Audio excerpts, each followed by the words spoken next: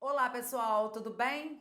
Quero te fazer uma pergunta. Você quer saber quais são as verdades e mentiras sobre por que compramos? Quer saber? Então fica comigo aqui, porque nós vamos mostrar agora, vamos falar um pouquinho sobre este livro aqui, A Lógica do Consumo, de Martin Lindstrom, tá? Nós vamos descobrir como o marketing está unindo forças com a neurociência, ai, eu adoro, e desvendando o subconsciente dos consumidores. Eu chamo de inconsciente, tá? Você sabia que seu cérebro tem papel fundamental na sua decisão de compra, tanto consciente como inconscientemente? Eu sabia. E sabia que as empresas já avaliam os cérebros dos consumidores para saber os melhores rumos a seguir? Neste Pocketbook, vamos entender o que é esse novo conceito e quais são essas novas estratégias. Seja bem-vindo ao mundo do neuromarketing.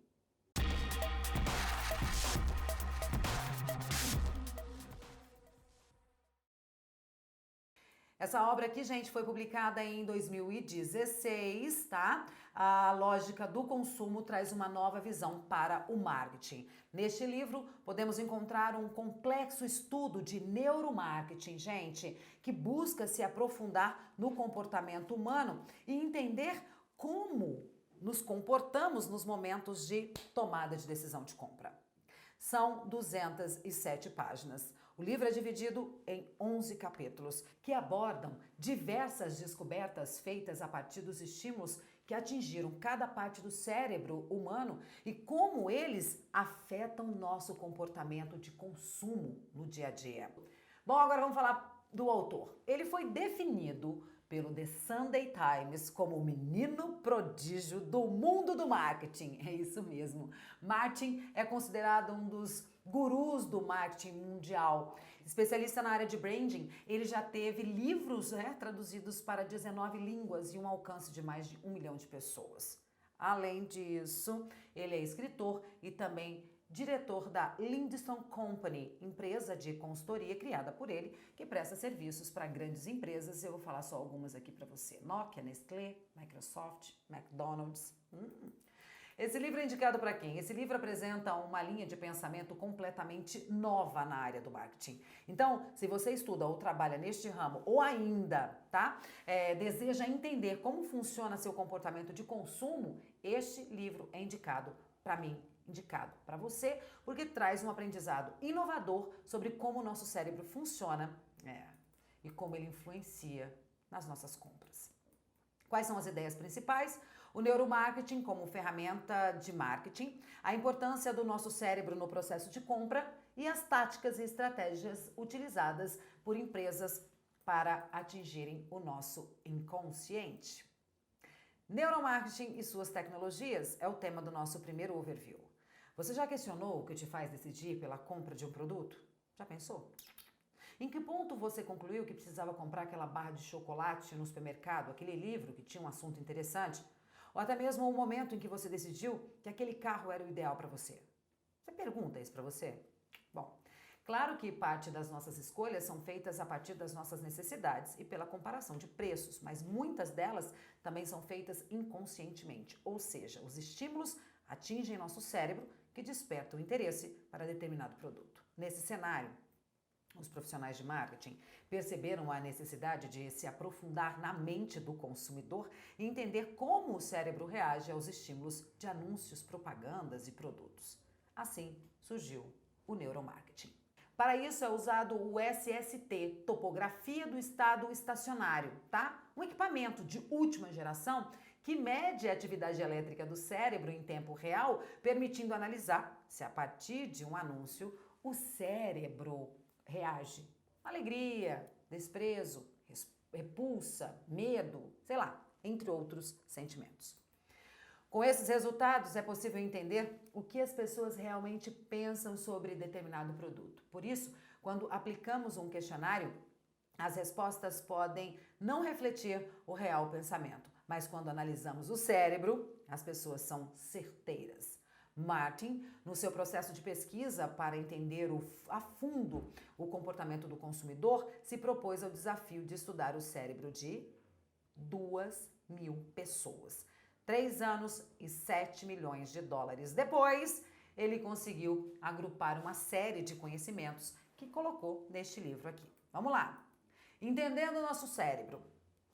Já ficou claro que o personagem principal desse livro é quem? Nosso cérebro, né? Por isso, agora vamos entender melhor sobre dois integrantes dele que são essenciais para a nossa decisão de compra: os neurônios espelho e os marcadores somáticos.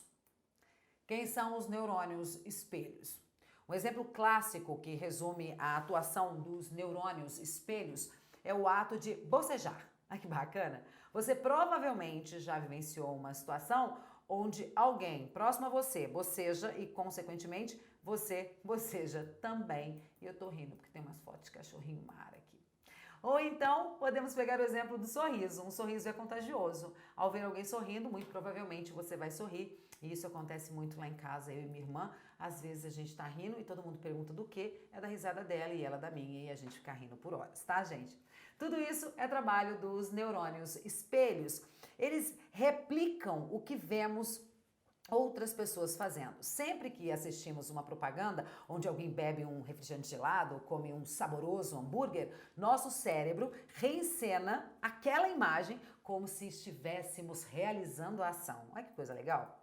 Consequentemente, a liberação da dopamina, uma substância química responsável pela sensação de prazer, o que nos deixa mais felizes e propensos a comprar aquele produto. Concluímos então que os neurônios espelhos influenciam diretamente no nosso comportamento de compra, sem o nosso controle, pois da mesma forma que um bocejo, e um sorriso podem ser contagiantes, comprar também pode. O outro ponto, marcadores somáticos. Nossas experiências afetam diretamente nosso comportamento de compra e os responsáveis por isso são os marcadores somáticos. Sempre que estamos prestes a tomar uma decisão de compra, nosso cérebro revisita nossa imensa quantidade de memórias e experiências vividas para encontrar momentos em que decisões semelhantes foram necessárias e quais respostas foram dadas.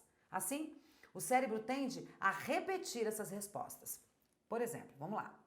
Se você queimou sua mão ali no ferro de passar roupa quando criança, imediatamente o seu cérebro associou o objeto à queimadura e dor, te inibindo de repetir a ação.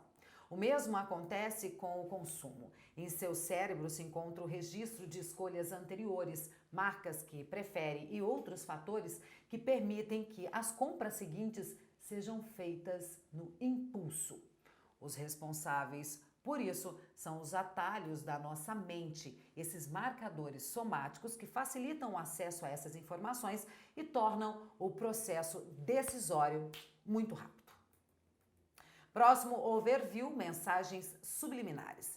Em 1957, existiu um estudo onde o pesquisador inseriu diversas vezes imagens que diziam beba Coca-Cola e coma pipoca durante o filme por milésimos de segundo. Me lembrei da Jequiti. Os resultados apresentados diziam que as vendas de coca e pipoca aumentaram 18% e 58%. Ave Maria, respectivamente. Embora esse estudo tenha sido desmentido posteriormente, ele nos dá uma introdução sobre como funciona nosso subconsciente, ou como gosto de dizer, nosso inconsciente.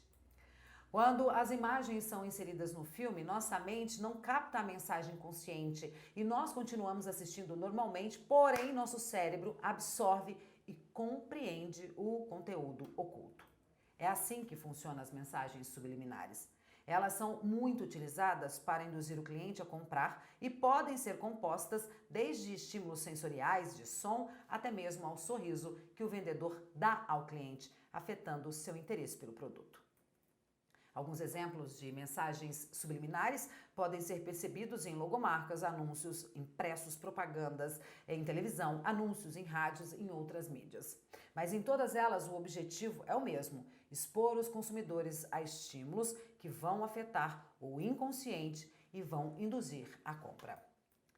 O nosso próximo overview é o mito do conteúdo sexual em propagandas. Quando assistimos à televisão, lemos uma revista ou até mesmo um anúncio na rua, não é difícil encontrar propagandas com conteúdo sexual, onde modelos expõem seus corpos para atrair a atenção dos espectadores e, claro, divulgar uma marca, propagandas de cerveja são um grande exemplo disso, não é mesmo?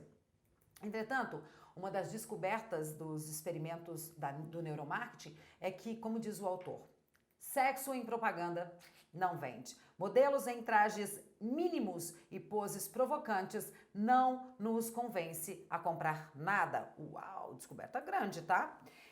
Estudo realizado com voluntários foram exibidos assim materiais com e sem conteúdo sexual. E ao serem questionados, os voluntários davam preferência para o material sem sexo.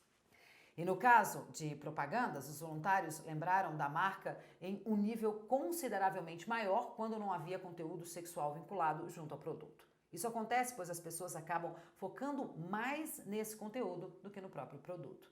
São raros casos em que as propagandas com apelos sexuais geram resultados positivos. Quando geram, é devido à controvérsia gerada em volta desse conteúdo que acaba divulgando o produto ou a marca.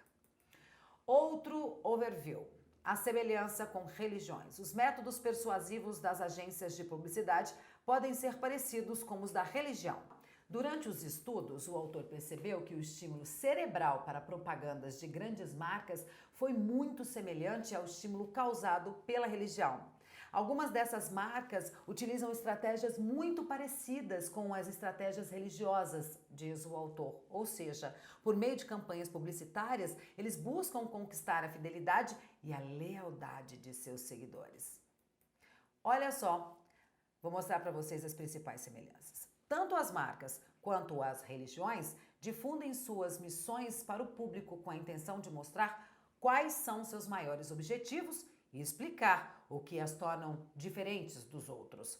Ambas criam a mentalidade de rivalidade e competição com as suas respectivas marcas, né? E credos concorrentes. Esta estratégia pode ser controversa, mas fortalece a lealdade dos seguidores. A simbologia exerce um papel fundamental. Ao utilizar logomarcas e slogans e estabelecer uma associação entre marca e produto, assim como ocorre com as religiões, com santos, anjos e símbolos de cruz, por exemplo, tornam as duas aí muito mais próximas. Outro ponto que remete diretamente às religiões, gente, é a existência de rituais. Esses rituais criam uma forte conexão entre a marca e seus consumidores. O livro traz 2 exemplos pra gente, tá? Primeiro, o biscoito Oreo, tá? E depois a cerveja Corona. O biscoito passou a ter um ritual onde as pessoas podiam comer de 2 maneiras. A primeira era comendo o recheio primeiro e depois as pontas. E a segunda era mergulhando o biscoito em um copo de leite. Já no caso da cerveja mexicana, isso aconteceu em 1981, tá? Onde um garçom despretensiosamente inseriu um limão no gargalo da garrafa e estimulou outra pessoa a fazer o mesmo. Assim, nascia um ritual que permitia que a Corona, gente, crescesse tanto, tá? Bateu, sabe quem? A Heineken no número de vendas. Rituais como esses podem trazer ótimos frutos para as empresas, pois instigam a curiosidade dos consumidores, né? E aí, os consumidores vão seguindo aquele mesmo processo e, com isso, as vendas aumentam. Neste próximo overview, nós vamos falar, assim, outros aprendizados do neuromarketing, tá? Então, além do que nós falamos até agora, tem outros. Um deles é o medo como ferramenta. Todo mundo já sentiu medo alguma vez na vida, né? E quando estamos com medo, procuramos algo que nos traga sensação de segurança e proporcione alívio. Uma das formas de superar o medo é indo às compras. Por isso, muitas empresas utilizam essa sensação como ferramenta de publicidade. Por exemplo, Johnson & Johnson tem um famoso slogan para sua linha de shampoo infantil: chega de lágrimas. O objetivo é propor que o cliente faça uma escolha. Ele pode comprar Johnson & Johnson e seu filho ficar com os olhos sem arder, ou comprar outra marca e machucar os olhos do seu filho. Fechou. Ao criar essa sensação de medo, gera um sentimento de prevenção no cliente e aí ele vai, pau, compra. Efeito contrário. Um ponto que é preciso tomar cuidado é para que as campanhas não tenham um efeito contrário, tá? Isso acontece muito. O estudo realizado pelo autor percebeu que os avisos e alertas realizados contra o cigarro, por exemplo, tinham um efeito inverso, pois os fumantes que assistiam esses anúncios ficavam mais estimulados a fumar e não davam importância para o fato de que o cigarro pode fazer mal à saúde. O que o neuromarketing traz de novo? Por fim, chegamos à conclusão de que o neuromarketing pode ser considerado uma revolução nos estudos de marketing. Com o devido direcionamento e utilização, esse novo método pode trazer resultados mais completos e complexos para serem analisados. Por mais que pesquisas de mercado, questionários e outras ferramentas sejam importantíssimos no marketing, enquanto dizemos uma coisa, nosso cérebro pode dizer outra. Então, o neuromarketing chega para complementar e apresentar respostas, né, gente? Que normalmente não seriam obtidas assim com um simples questionário. Vamos lá? Outros autores, vamos falar do livro Blink, A Decisão num Piscar de Olho. O autor afirma que decisões rápidas e intuitivas podem ser tão confiáveis quanto decisões altamente analíticas. E são justamente essas decisões rápidas e intuitivas que Martin analisa neste estudo de neuromarketing, certo? Aplicar na minha vida, Lili, vamos lá? Conheça seu cliente. Antes de conhecer o cérebro, precisamos entender as outras variáveis. Assim, utilize o neuromarketing para complementar os estudos. Entenda os estímulos, saiba quais estímulos devem ser promovidos para conquistar os consumidores. Implemente os aprendizados. Transforme sua área de marketing e propaganda, englobando os aprendizados na promoção da marca, por exemplo, criando rituais para o seu produto. Melhoria contínua. O cérebro não tem uma característica física, então sempre busque do seu produto. Eu amei, tá? Passar esse livro para vocês, porque eu gosto muito de neuromarketing. Eu gosto muito de trabalhar com o poder do nosso cérebro, da nossa mente. Gostou também? Dê um feedback aí pra mim? Compartilhe esse vídeo, curta aí pra gente. E aí, se você quiser comprar o livro, lá no nosso blog você encontra um link e aí é só você clicar e comprar confortavelmente. E aí, gostou da nossa resenha de hoje? Bom, mas o nosso bate-papo não precisa parar por aqui. Deixe seu comentário, dê sua sugestão, dê a sua opinião. E curtindo e compartilhando este material, muito mais pessoas vão ficar por dentro de tanto conteúdo maravilhoso. E na semana que vem você já sabe, né? O YouTube avisa quando tem vídeo novo. Agora, você quer ser avisado? Então faz um favor para mim. Se inscreva no canal e ative o sininho de notificação para você não perder nada.